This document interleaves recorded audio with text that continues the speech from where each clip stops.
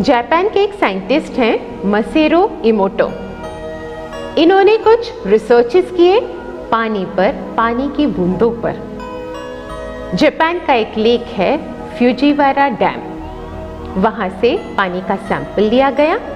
उस पानी के सैंपल को माइक्रोस्कोप के नीचे देखा गया, तो उसकी जब तस्वीर दिख रही थी तो वह सिंपल पानी के कुछ कण तस्वीर में नजर आए। उन्हीं पानी के बूंदों को एक टेम्पल में ले जाया गया और जब प्रीस्ट ने 1 घंटे तक प्रेयर की और प्रेयर से रिलेटेड जब भावनाएं आसपास फैली और फिर उन मॉलिक्यूल्स को फिर से माइक्रोस्कोप के नीचे देखा गया, तो क्या पता चला?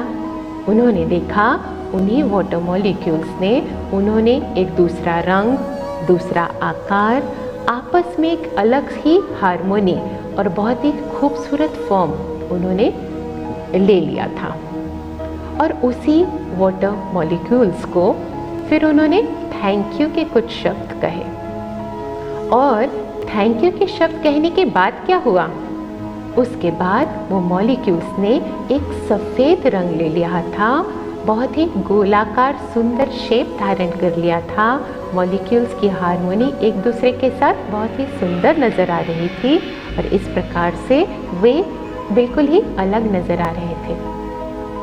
फिर हेडो नाम का एक हीलिंग म्यूज़िक होता है जापान में, तो उस म्यूज़िक को प्ले किया गया और तब उन मॉलिक्यूल्स ने एक अलग ही आकार, अलग ही रंग, अलग ही रूप धारण कर लिया हो, मानो वो मॉलिक्यूल्स भी गाना गा रहे हों।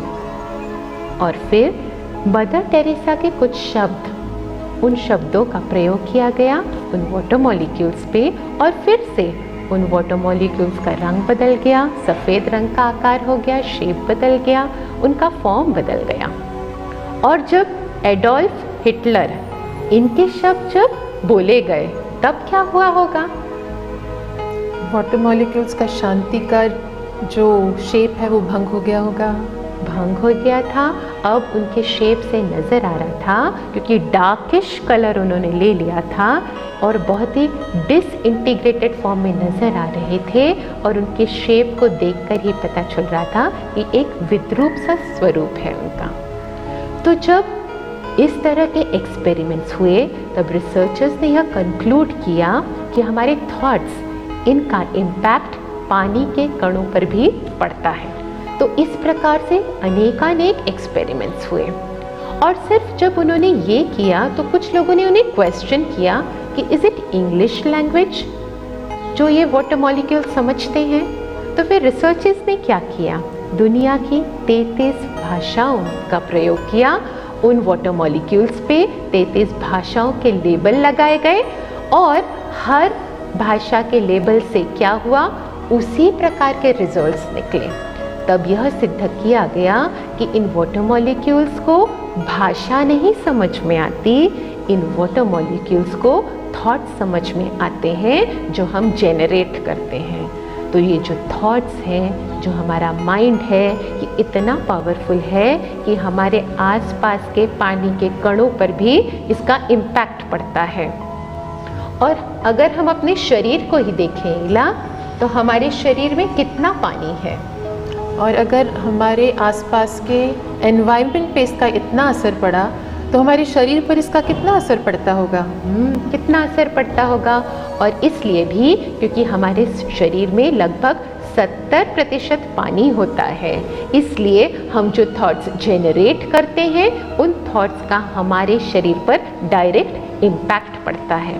और कहते भी हैं ना कि अरे बच्चों को जो हम कहते हैं, जो उनके गुरुजन कहते हैं, बड़े लोग कहते हैं, उन पर बच्चों पर उनका बहुत ज़्यादा प्रभाव पड़ता है। तो वह इसलिए कि बच्चों में पानी का प्रतिशत अधिक होता है, 70 से 80% के लगभग भी उनके शरीर में पानी होता है। तो इसलिए ये कहा गया है यह जो माइंड है यह एक पावर है।